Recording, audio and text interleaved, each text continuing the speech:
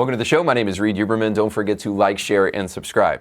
Now, as we draw close to Christmas, you're inevitably going to be very, very busy. So I want to paint a picture for you, something that we're all going to have to consider. You're going to be busy planning your Christmas festivities, maybe even planning a vacation or travel to go visit family. And in the midst of it all, it's so important that you remember not only to pack everything, but that you remember to bring your children with you. Now, it's possible to do this not only once, but apparently twice. And does that make you a horrible parent? Well, probably. But you can buy that back and maybe fight for yourself a little bit if you have taught your child how to fend for themselves in the event that they are home alone for Christmas.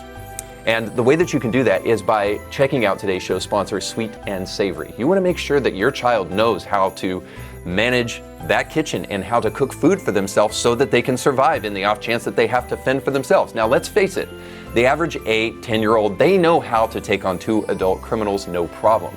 But do they know how to cook their own food? Sweet and Savory can help you with all that. Not only can they provide an amazing date night for you and your spouse, but you can take that knowledge back home with you as they teach you to cook the amazing meal that you have that night, and then you can teach your kids. But more importantly, if you're not in the Sweet and Savory classroom area, you can also check out their online courses where you can bring your kids alongside of you and they will teach you how to make the most amazing meals so that you can be sure that if your child is home alone this Christmas, they will know what to do in the kitchen. So go over to sweetandsavory.com right now, and when you check out, use the promo code IndieThinker for a discount on your order. So as you prepare for this amazing celebration of our Lord's birth, don't forget your kids, and don't forget to check out today's show sponsor.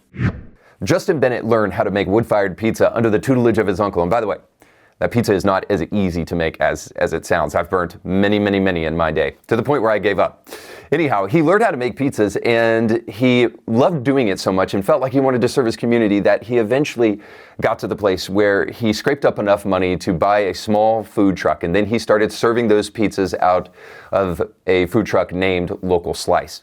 Well, the community loved the pizza so much that finally he grew to the point where he was able to purchase his own store in Red Bank, just outside of Chattanooga, in a very, very small community. And then he opened Pizzeria Cortile 7 years ago, and it has been a beloved favorite in the area, and the food is totally phenomenal. I just had the burrata the other day. I think that's how you say it. Pretty sure it's not burrata. Anyway, I had it the other day. Absolutely fantastic. Tastes like ice cream. I won't tell you what it actually is because you'll be like, that tastes like ice cream, but it does.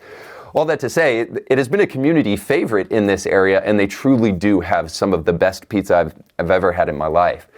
That is until it was leaked on Reddit that the pizzeria had denied catering service to a lesbian couple for their wedding. Now, that set the internet into motion, as it always does, and even made the New York Post. Now, the couple that was denied service could have just simply said that, hey, we'll just go somewhere else. But of course, that isn't what happened, because the tolerant left leaped into action and they started to smear the company online with comments like this on social media.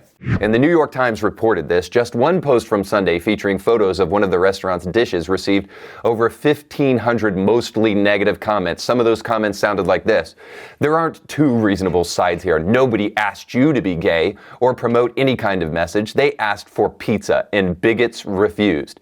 That's the whole story. It isn't any deeper. It's black and white discrimination. Another comment on Facebook said, are you going to start asking your patrons their sexual orientation upon entering the vicinity? Another comment said, being bisexual, am I welcome? Might as well go ahead and put it on your website that you don't cater/serve the gays either. Another top comment said, all I'm hearing is we're allowed to be homophobic because God. One person mocked. And then another, calling bigotry a personal conviction is a heck of a twist, of course, because these people don't have the ability to recognize a simple fact that we have a constitutional right of freedom of association, and we can associate and do business with whoever we wish to do business with, and that's actually a good thing for you and for me and for everybody in society. But nonetheless, this last comment I think really takes the cake. Someone suggested that we should alert the IRS to audit the business. So as you can see, the tolerant left is at the business of being totally tolerant yet again. But there's a bigger problem lurking underneath all of this. And this is where I must agree with the LGBTQ activist here. And that is that moral pluralism always breaks down. It doesn't work. So the whole you do you and whatever I do in the privacy of my own bedroom is none of your business, because to each his own at the end of the day. Well, we've always known that that was a lie. We've known that that was a lie from the moment that you wanted to redefine marriage in a Bergfell. We've known that that was a lie from the moment that you decided that when you asked Masterpiece Bake Shop to bake you a cake and then they refused, you wouldn't go down to the bake shop next to them, but you would go through a 5-year, 6-year-long process of suing that company, making sure that they paid tens of thousands, if not hundreds of thousands of dollars in legal fees, because you were not interested in tolerance. You weren't interested in to each his own. You were interested in imposing your worldview and your values. But I do have some thanks for them today, because they are revealing something underneath, which I think is the most important story of all of this, which is that moral relativism doesn't work. Ultimately, it will come to an impasse, because you can't live in a state of moral paralysis. You can't live in a place where you just say you do you and you don't make moral judgments about things. So this is one of the most common refrains from the LGBTQ activist in the midst of this, is they said that you Christians are not supposed to judge other people. This is what Jesus said. You're violating scripture. But of course, we know this is ridiculous. Jesus said, use righteous judgment. When he said, do not judge unless you want to be judged, he was saying that you have to be careful about the judgment that you use. You can't use your own personal subjective judgment, in other words, because it will come back to bite you in the butt.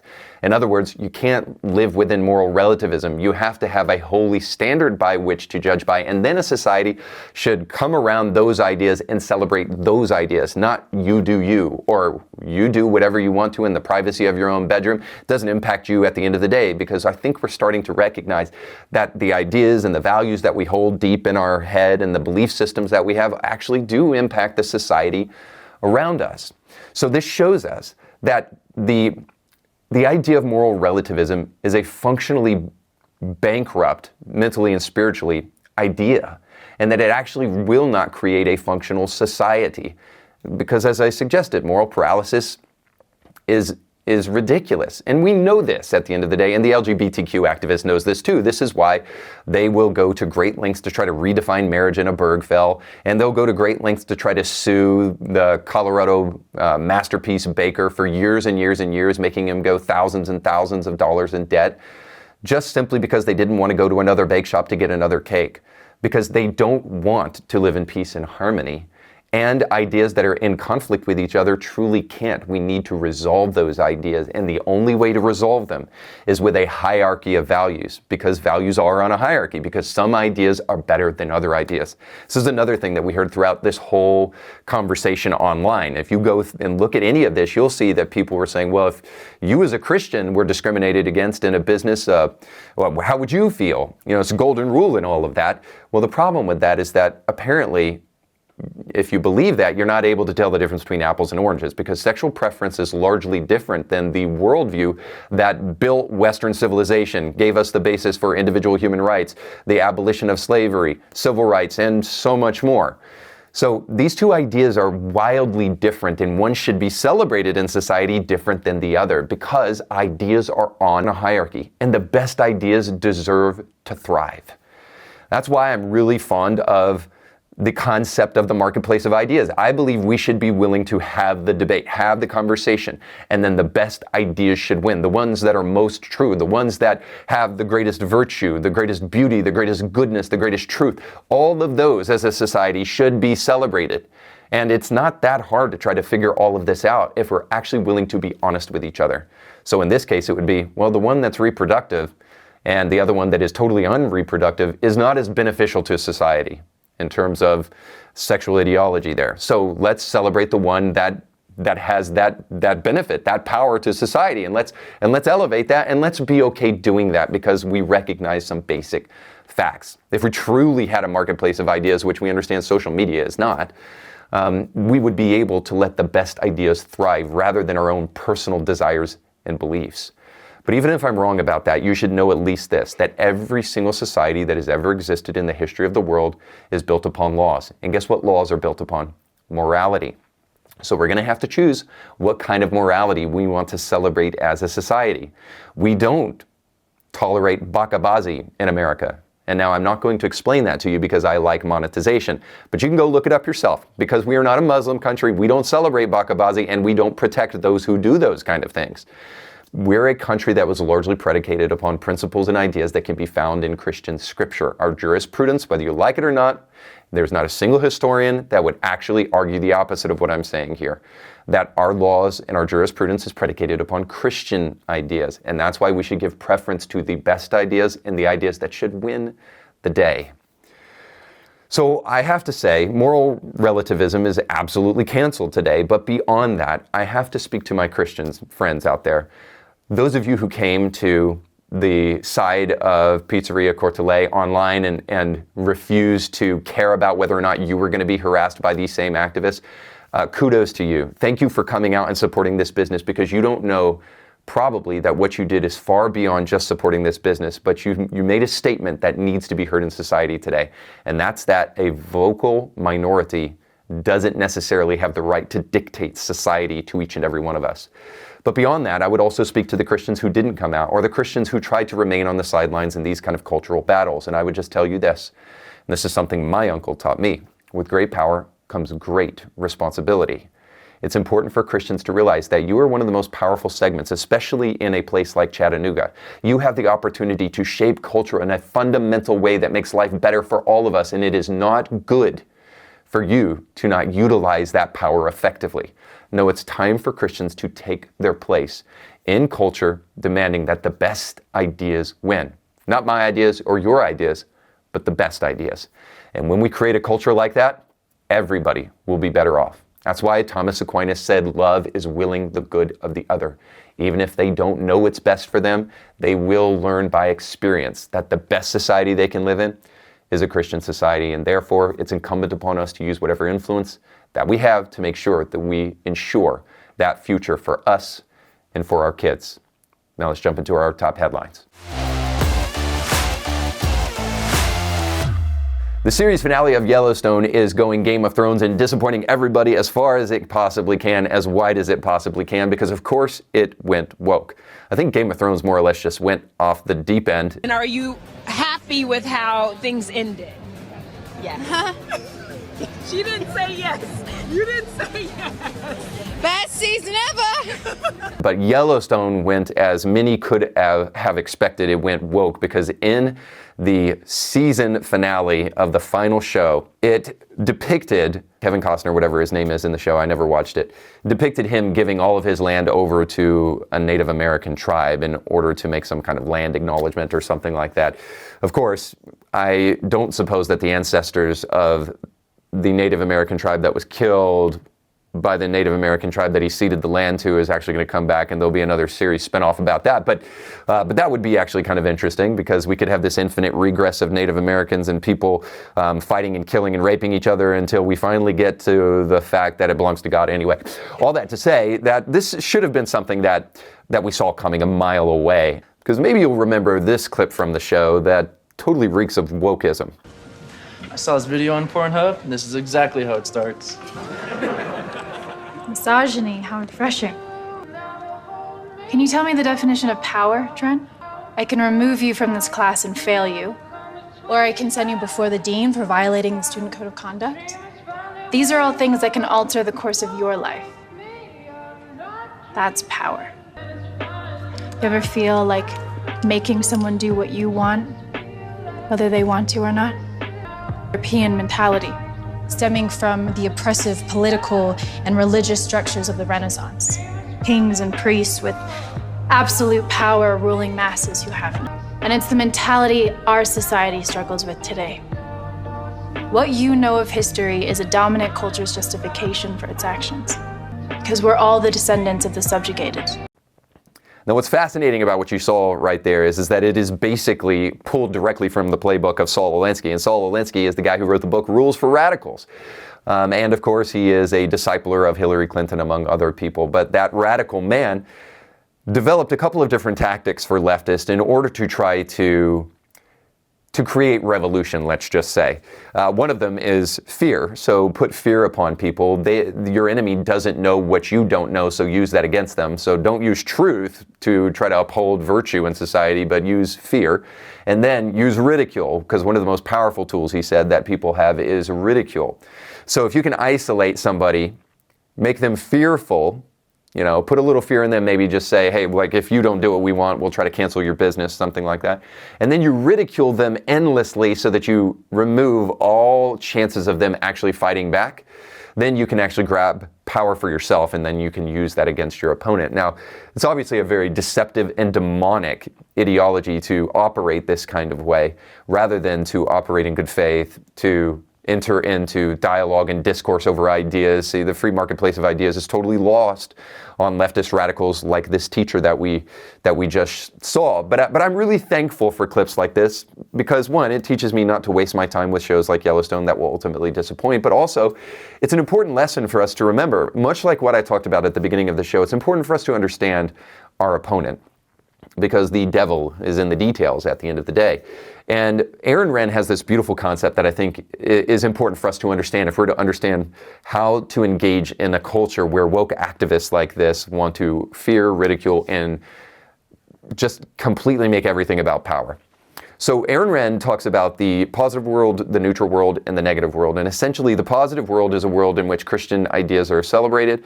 The neutral world is a world in which Christian ideas and then other moral virtues are just kind of seen as neutral, kind of you do you.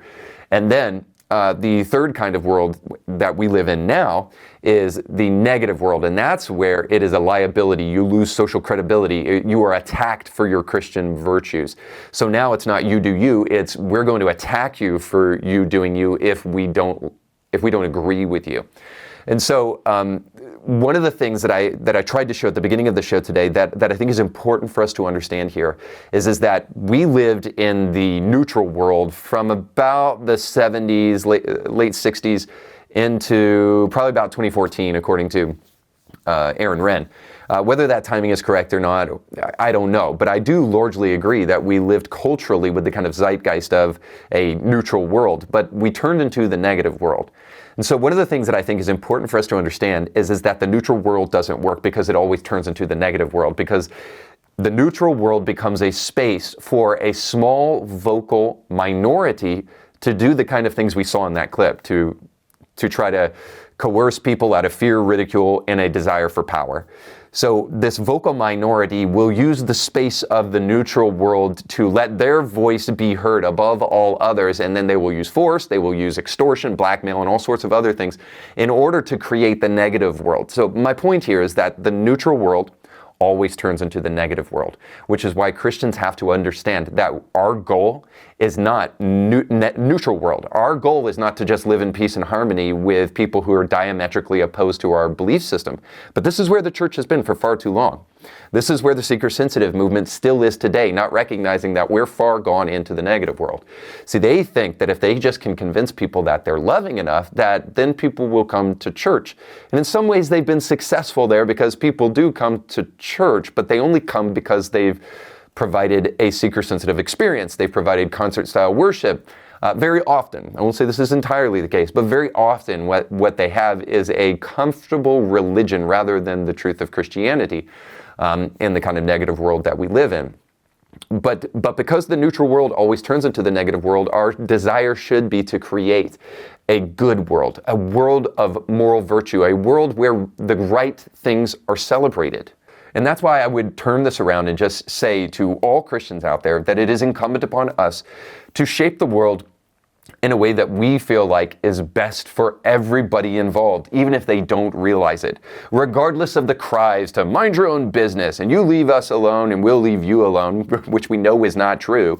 Regardless of any of that, we know that it is in the best interest of the neighbor that we love and care about to create a positive world where Christian virtues are celebrated and not vice and not the dereliction of virtue.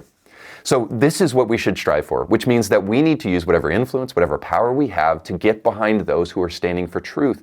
You need to do things like become a member of Indie Thinker. It's like people only do things because they get paid.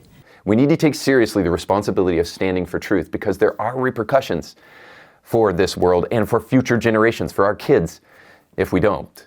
And plus, this kind of wokeism just absolutely destroys everything that's good and beautiful on TV and in movies. So come on, if you care about that at least, maybe we can get you to care enough about Netflix and chill to actually fight for something worth fighting for today.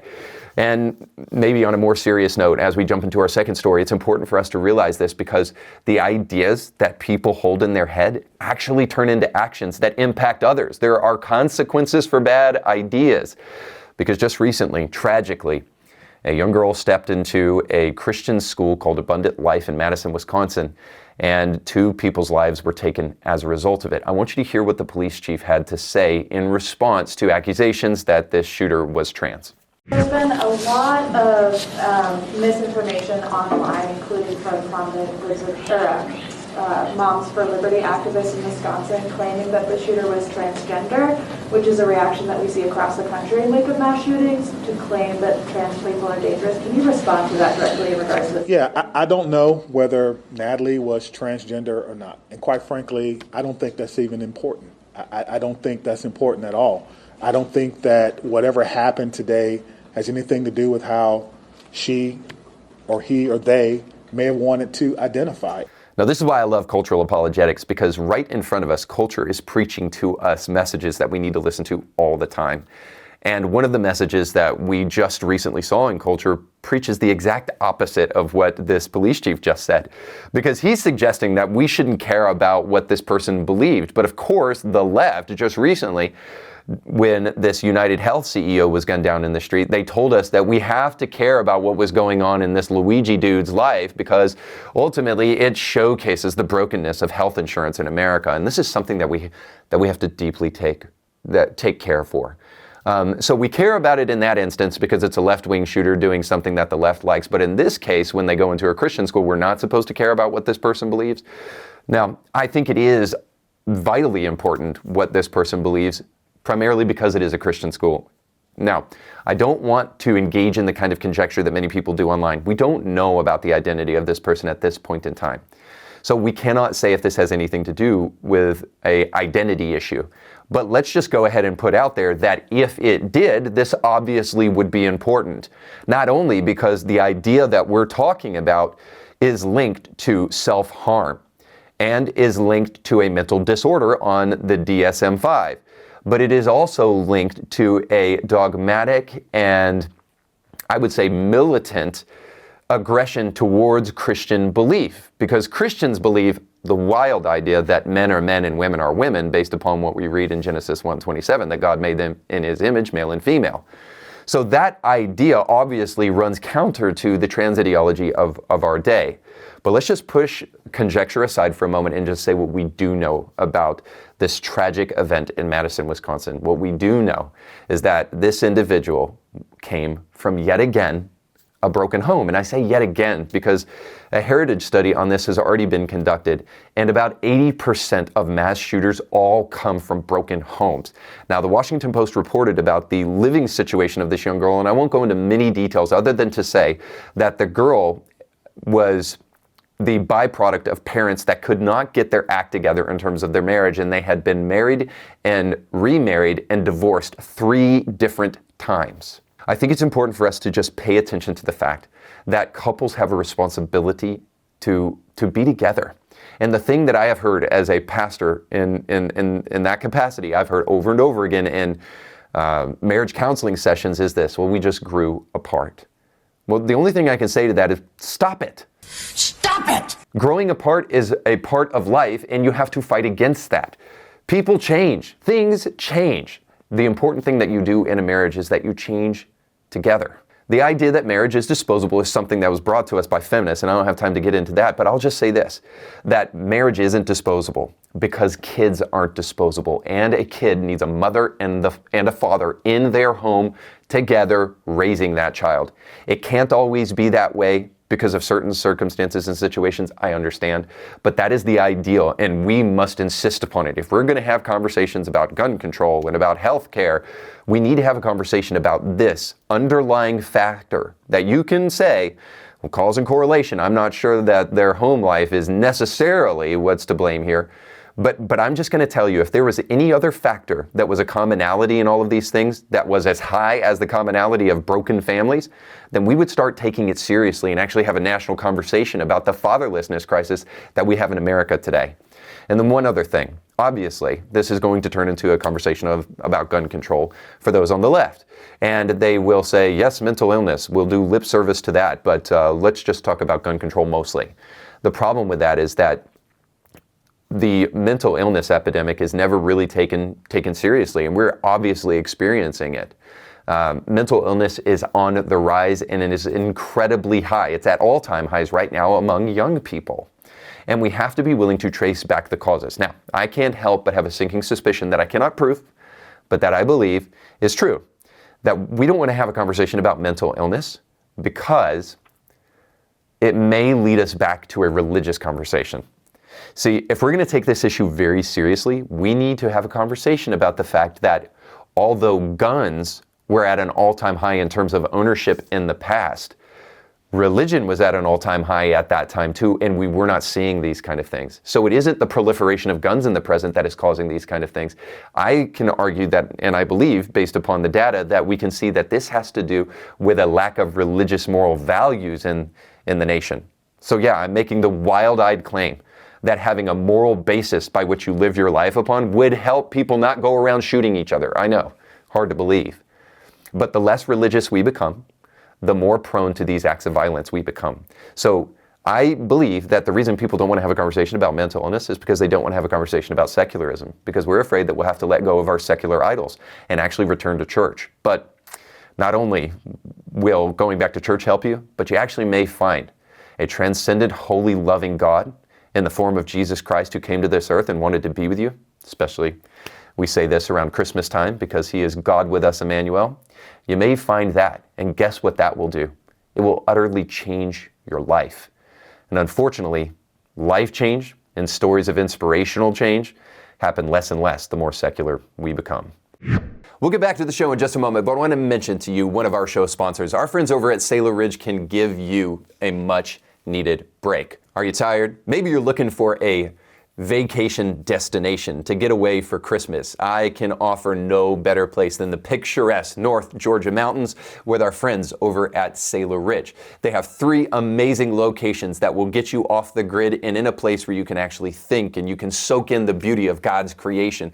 All you need to do to see all that they have to offer you and your family is to go to SailorRidgeTreeSort.com. Now, one of the things you'll also want to do is make sure that when you check out, you use the code IndieThinker10. Not only will that let them know that we sent you, but it will also give you a fantastic discount because I am a Christian at the end of the day and I care about you. So I want to make sure that I give you a great suggestion and give you a little money off. You need to show them some love by going to SailorRidgeTreeSort.com. Is the Star of Bethlehem purely pious fiction? After all, the whole Jesus Bible thing is nothing but fairy tales, right? There is a lot of evidence. I mean, there is so much evidence. I know in the crowds you all run around with, it's commonly thought that Jesus did not exist. Let me tell you, once you get outside of your conclave, there's nobody. This is not even an issue for scholars of antiquity. Now, you may be thinking to yourself, okay, fine, Jesus existed, but the Bible is full of contradictions and lies. How about no, Scott? Okay. Now, this may be a crazy thing to suggest, but you may want to open up the Bible before you jump to the conclusion that it doesn't have anything valid in it whatsoever, because Kepler himself found evidence of a celestial event right around the time when Jesus was born. For those of you who actually have a sliver of intellectual honesty, I think you'll find what I have to say about the story of the Star of Bethlehem actually kind of interesting. For those of you who can't and you just want to endlessly mock religion, well, you can go somewhere else down the road because we're actually interested in intelligent conversations today.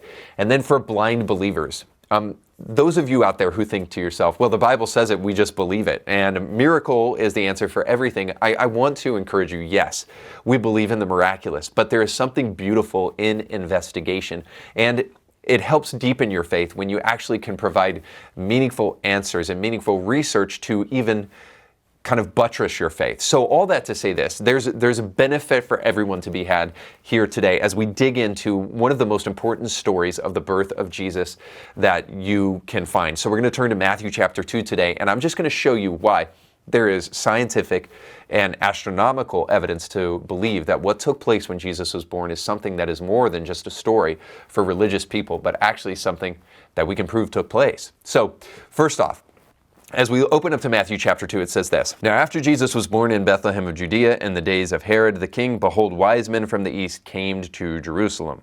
So who are these wise men, and what does it mean that they came from the east? So wise men, the word there is literally magi. And we don't know how many there were, but we know this much about them. They seem to be scientists, or specifically people who study the stars, so ancient astronomers. So they're studying the stars and they see something happening, this celestial event, and they come from the east. Well, the east is most likely Persia.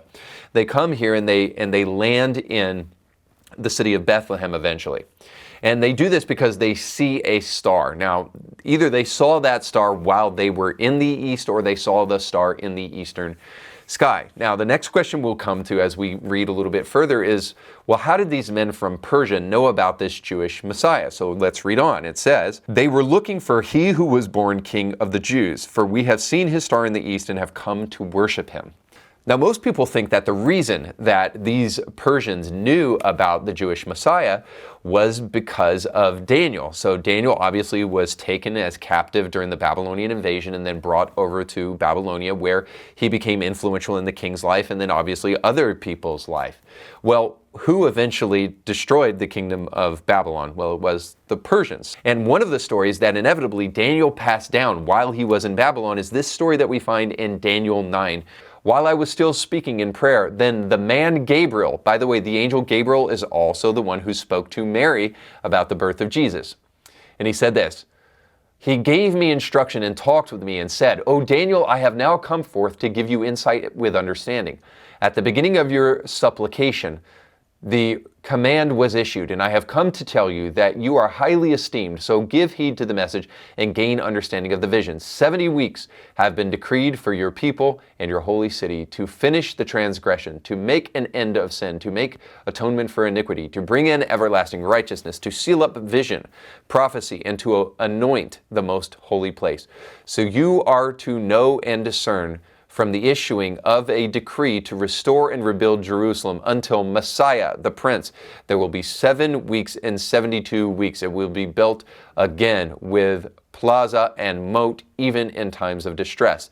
Then after the 62 weeks, the Messiah will be cut off and have nothing, and the people of the Prince who is to come will destroy the city and the sanctuary. Now it goes on further. The idea here is that there is a timetable even given here. Now it says weeks, but it could literally be translated, I've seen, by some people to mean years. And so if we take that translation, we're talking a very accurate time of over 400 years from the time of this prophecy to the birth of Jesus. And this timing here is given to us for the appearance of the Messiah. So they know that the Messiah is going to come, and they know that it has something to do with a star, most likely because of Numbers 24:17. And this is where we have another prophet prophesying to a foreign culture, this time way before Daniel. But this is what the prophet Balaam said in Numbers 24:17. I see him, but not now. I behold him, but not near. A star shall come out of Jacob. A scepter shall rise out of Israel. What about this star, right? At this point in time, honestly, it seems that maybe we've gotten the story wrong historically, that they followed this star all the way directly to where Jesus was. But actually it seems that either out of courtesy or because that's not true, they go to Herod because they want to ask him about the King of the Jews, because certainly they should be waiting for the King of the Jews because they know these scriptures probably better than these guys from the East do. And so they go seemingly to Herod because they don't know exactly where Jesus is or where he was to be born. So they have kind of a rough estimate at this point of time where Jesus actually is. And then they arrive and find that Herod actually has no idea what they're talking about. So there seems to be this idea that perhaps maybe this bright shining star from the heaven with this beam of light directly coming down on the place where Jesus was born is not actually what is taking place, but something, as we get into the granular details of the scripture, something else is happening. So maybe people get this idea of this kind of supernatural star as we read a little bit further on. When they heard the king, they departed, and behold, the star which they had seen in the east went before them, till it came and stood over where the young child was. Now, this is where the atheist and the skeptic come in and say, stars don't act like this.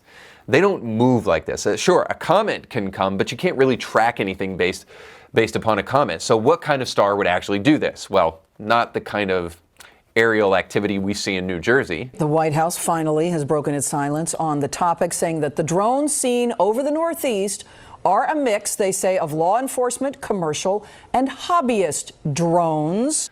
But what kind of star could this potentially be? Well, I think that we've already seen that it isn't necessarily that this bright shining light has this beam of light right directly where Jesus is, but actually something else much more common to the time is happening. Now, this is where Kepler's idea comes into play. So Kepler, who was studying the stars, suggested that there was a triple conjunction in 7 BC that took place. And a triple conjunction is when Jupiter and Saturn get really, really close to each other and create an event in the sky that's visible to the naked eye. So you don't even need a telescope for this.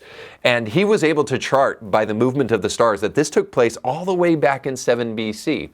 And these kind of triple conjunctions only take place around 120 years. So obviously this was something that was a celestial event that was very, very interesting and very unique and took place around the time of Jesus. Now, a lot of scholars have a problem with this because Herod was dead by the time of 7 BC. So we can have some questions about whether the timing is correct, or whether or not maybe Kepler made a mistake, but he was able to see that there was these kind of celestial events happening all the way back then, and that these kind of things happen on a basis that's so infrequent that they would catch the attention of people. And then another theory is that it's not just a conjunction like these great conjunctions, but it's a conjunction between Jupiter, Saturn, and the star Regulus, which is in the constellation Leo. And a lot of people like this because the constellation Leo is, of course, a lion. And this happens a little bit more frequently, but still, every 20 years, Jupiter, Saturn, and Regulus will be in conjunction with each other, and then it does create a very bright event in the sky. So the question then remains, how does this star stand in place, and how does it lead people with GPS pinpoint accuracy to exactly where Jesus is? And the answer to this question, I think, is fascinating.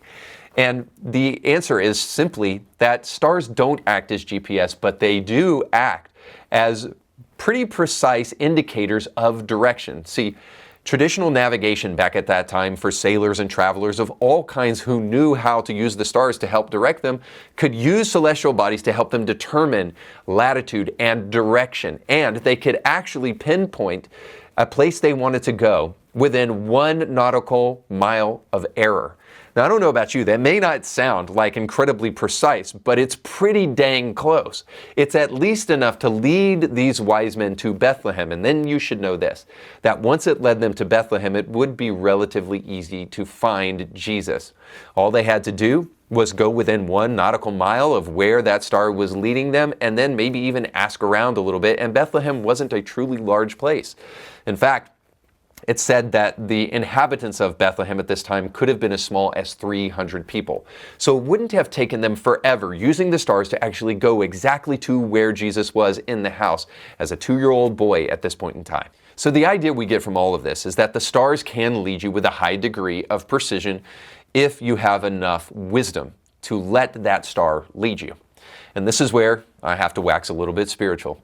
If you take the time to actually investigate the scripture, what you will find is that all of the thoughts of it being contradictory and errant actually fall to pieces under deeper scrutiny. I understand from a superficial perspective, especially if you're an atheist and you have an axe to grind against the scripture, you can easily dismiss all of the things that it says. But if you actually have enough care to weed through what the Bible actually says, you can find that it retells some stories that actually can be corroborated with evidence as Kepler found. The one thing you can know beyond a shadow of a doubt is that everything that you find in one of the most radical stories, let's call it, of the Bible is something that can actually be corroborated with evidence.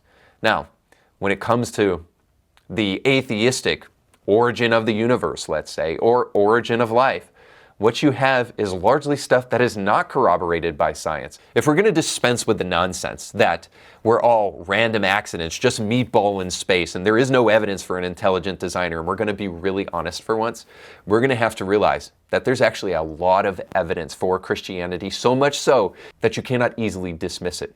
And then once you get wise enough, you'll start following that evidence wherever it leads. All right, that's all the time we have for today. Thanks so much for watching. Don't forget to sign up for a membership to Indie Thinker. If this show was helpful to you, you can take your worldview to the next level in your indie thinking journey up a notch by becoming a member of Indie Thinker, where you'll gain all sorts of exclusive content like our free audiobook giveaway for this month, A.W. Tozer's The Pursuit of God. You can find extras like that and so much more. But don't forget to like, share, and subscribe. Have a very Merry Christmas, and go with God.